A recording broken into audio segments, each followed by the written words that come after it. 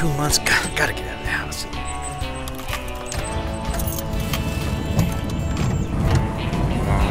Still closed? Oh, man. Oh, whoa, what's going on? Halt. Return to your home immediately. Do not pass go. Do not collect $200. Ever again. Man, okay, well, there's gotta be something good I can watch. Pop this puppy in here. There we go. Gotta be something good on here.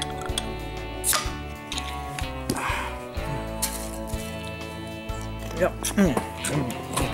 Yep. Good show. Full of heart. Who cares what I think? Moonjumper here. Welcome to episode 4 of Who Cares What I Think. This is, well, I tell you what, we'll call it part 2 of what to binge while not being allowed to leave your home because, who wants freedom in America? I mean, that dumb old Constitution is so lame and written by old dead people. It doesn't apply to us. At least that's what I better say while that camera drone is buzzing outside my window.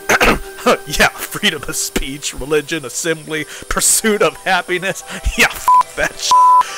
That is way, way too dangerous. Can you believe a few decades back, even the enlightened folks in Hollywood didn't always treat patriotism like it was a dirty word? How irresponsible is that? In fact, 50 years ago, there was even a really popular TV spy show called Mission Impossible. And no, Tom Cruise was not in it. These jingoistic heroes, Neanderthals, were so dedicated to protecting the security of the big, bad, mean United States and our outdated American way of life. They were actually willing to venture into harm's way, knowing full well that if they were caught or killed, the secretary would disavow their actions. Now, your mission, should you choose to accept it, is to join me, Moonjumper, on an intriguing examination of the ever-expanding spy-fi universe of Mission Impossible. Oh, is it gone now? The drone? Phew. We can finally relax now. Really have to watch what I say these days. But I am talking about Mission Impossible, the multi-billion-dollar movie franchise that you may not even know began over 50 years ago as a very popular long-running television series in the 1960s and early 70s, as well as a follow-up sequel series in the late 1980s to 1990. Now, originally, I was just going to repackage a clip from episode 3, my review of MeTV. Please go give it a watch. And the final segment of that video focuses on the original Mission Impossible, which is now airing on MeTV as well as streaming on CBS All Access. It was about a 7-minute segment talking about the history and format of the original series and comparing that to the Tom Cruise Mission Impossible movie franchise of today. And I was just going to re-upload that one little section as its own little video, just in case maybe you're interested in Mission Impossible but couldn't care less about, say, Voyage to the Bottom of the Sea or any of the other program offered on MeTV that I was discussing. But when I started putting this together, I had so much more to say than I did in that original clip, including what you see in the thumbnail, namely that Tom Cruise's Ethan Hunt may actually be part of an expansive shared universe encompassing everything from Touched by an Angel to Here's Lucy. Yeah, I know, like, what? And I will explain. But first, I'd like to go ahead and replay that segment for you, just so that you understand the context of what I'll be talking about afterwards. And then I'll pick up on the other side. Now, just in case you're one of about 6 people that have already seen that segment. Alright, so my last video hasn't quite busted 100,000 views yet. I mean, it's a brand new channel. What the hell do you want from me?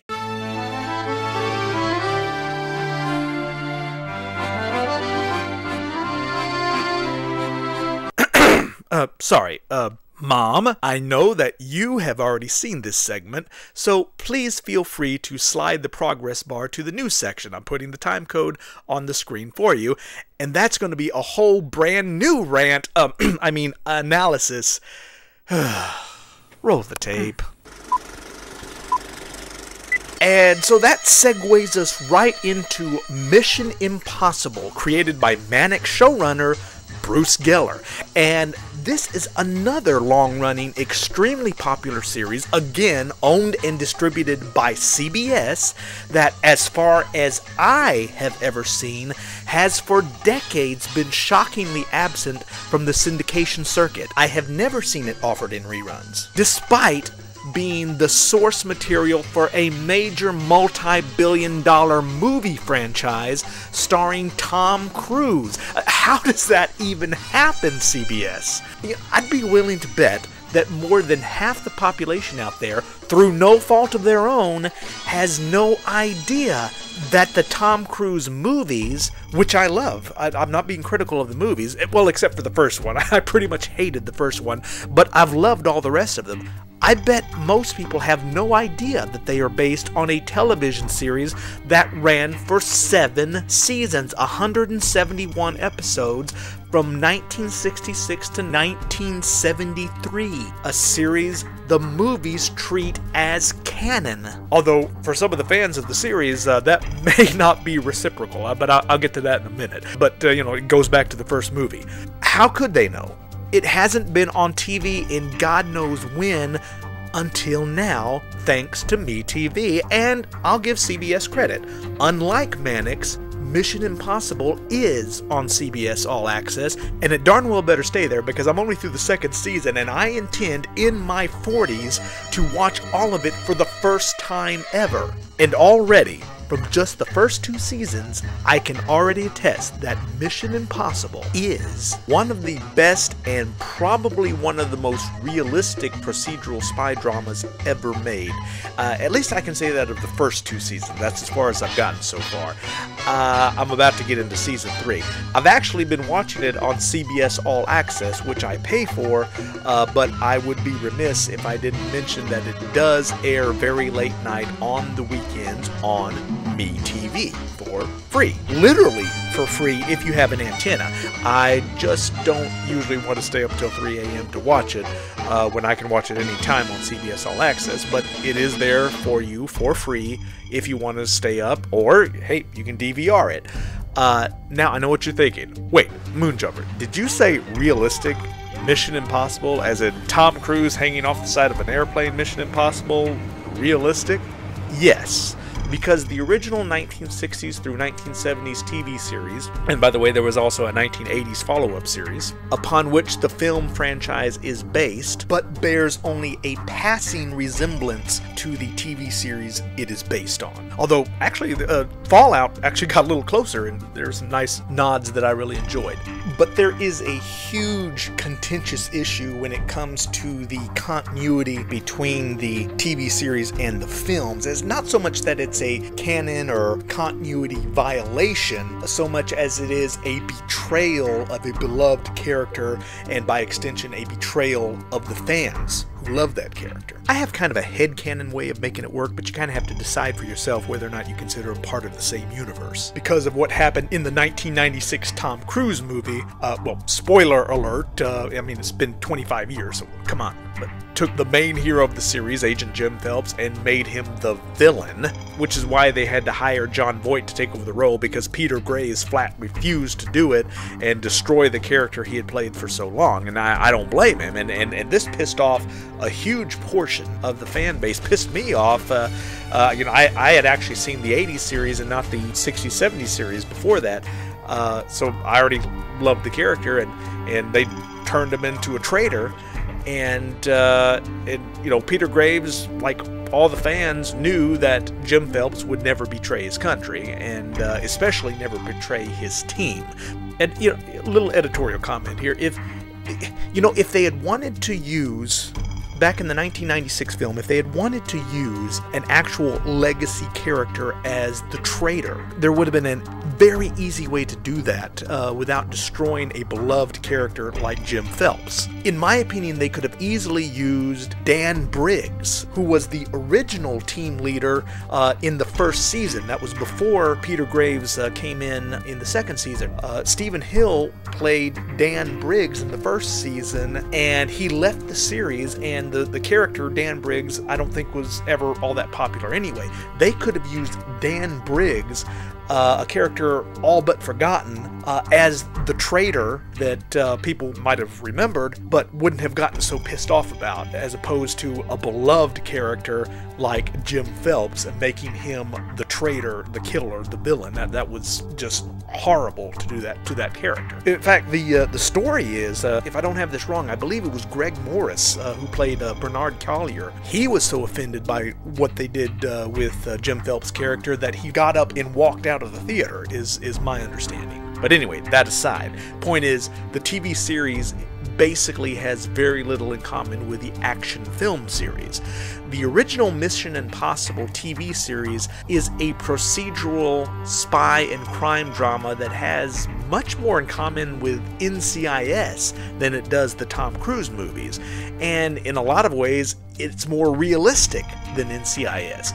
Each mission the IMF team takes on is kind of, I'd liken it to a heist film. Each week a new little heist film in which each operative goes undercover as a cog in the well-oiled machine, and it's very meticulous in how one drills the hole to insert the camera or bug and to eavesdrop on the target, while another operative cons the target with a flawless cover. I mean, there's occasional shootout or fisticuff, but there's not a lot of over-the-top action. In fact, they rarely kill anyone directly. To allow the United States plausible deniability, they'll often frame up two sides against the middle so that the bad guys end up killing each other while the IMF team quietly slips out the back. It's very procedural, much closer to how the real, say, CIA would actually conduct an operation. They want to avoid big over-the-top shootouts, explosions. Like I said, probably one of the most realistic spy shows I've ever seen, at least in the first 2 seasons. Maybe it starts getting more over-the-top later on. I'll let you know. Or, better yet, watch it yourself. Side note, it's co-starred real-life husband and wife Martin Landau and Barbara Bain, who would go on to star together again in the 1970s science fiction series Space 1999, which I will discuss in an upcoming episode of Who Cares What I Think. And stop the tape. And yeah, it's just baffling to me what would possibly possess CBS to essentially keep a show like Mission Impossible, the source material for one of the biggest movie franchises in the world, essentially locked in a vault for 50 years, or at least rarely shown, if at all. Again, I've been around for a while, and I've always been curious about this show, especially having been a fan of the 1980s sequel show when I was a kid, but I have never seen it offered in syndication on any station near me until now. But if you've seen it offered somewhere, please let me know in the comments. I'd be very curious to know, but I ain't seen it. And you compare that to CBS's other big billion-dollar franchise, Star Trek. Think about it. Forget streaming, forget Blu-ray, DVD. Anyone who is at least old enough to have flipped channels on their TV set, have you ever had any trouble finding an episode of Star Trek? Anybody? Have you ever had any trouble finding an episode of Bonanza? That's not even a movie franchise. How about I Love Lucy? The Twilight Zone? These are all owned by CBS and have all been readily available on your old-fashioned TV dial continuously for decades. You simply cannot say that about Mission Impossible. And even now on MeTV, it's at 2 in the morning. The source material for a multi-billion-dollar franchise is at 2 in the morning. Star Trek is not 2 in the morning. Twilight Zone isn't 2 in the morning. Bonanza, it's not even a franchise to speak of. Bonanza isn't 2 in the morning. Why has CBS kept this series buried for so long? And that same question goes for its sister series, Mannix, another long-running ratings giant that anyone even slightly younger than me has never heard of, because it's been buried for so long. And the reason I call them sister series is that they are both CBS-owned procedurals developed and produced by Bruce Geller. It kind of makes one wonder, who the hell did Bruce Geller piss off at CBS? Now, to be clear, I don't want to start any rumors. I don't know that there was any kind of falling out with CBS. I'm just speculating here, but it's just baffling to me. Even now, the 1980 sequel series, that was the series that I was most familiar with as a kid, kid is still pretty hard to come by. I have it on DVD, and it's in continuity, basically the delayed 8th and 9th seasons of the original series, and yet again, where is it?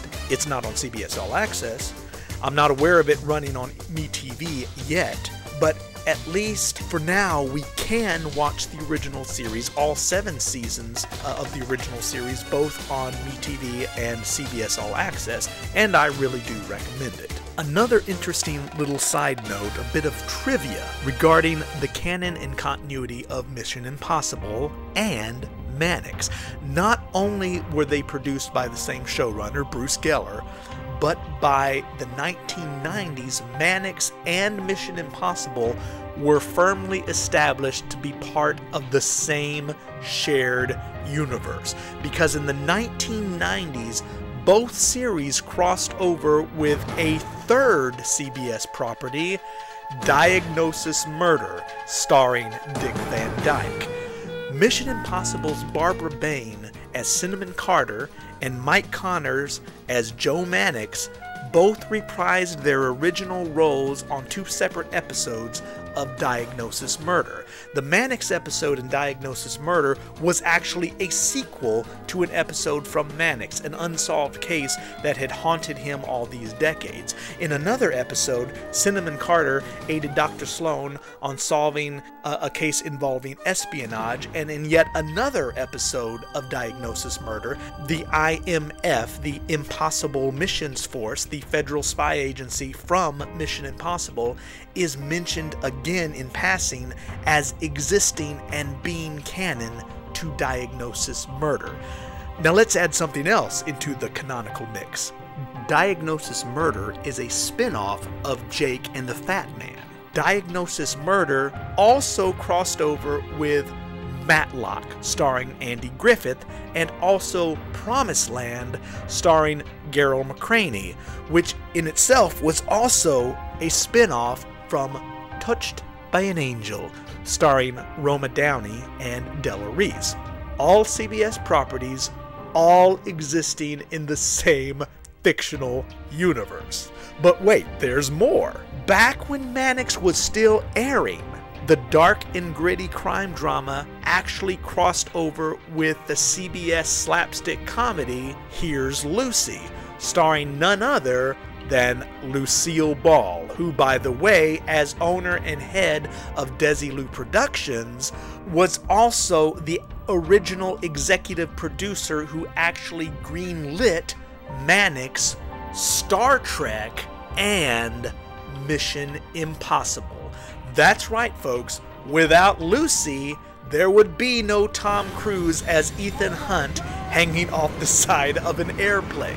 So, next time you go to the movies to see Ethan Hunt hanging off the side of an airplane, building or playing chicken with an exploding helicopter, 1, you can thank Lucille Ball for it, but 2, presuming that Ethan Hunt does indeed exist in the same canonical universe, the same cinematic universe as the original Mission Impossible television series, and presumably 1980s sequel series, a fictional universe in which a patriot will somehow inexplicably transition into a traitor, that means that Ethan Hunt also shares a universe with multiple CBS television series, including a set of Heavenly Angels, which is probably good news for Ethan Hunt.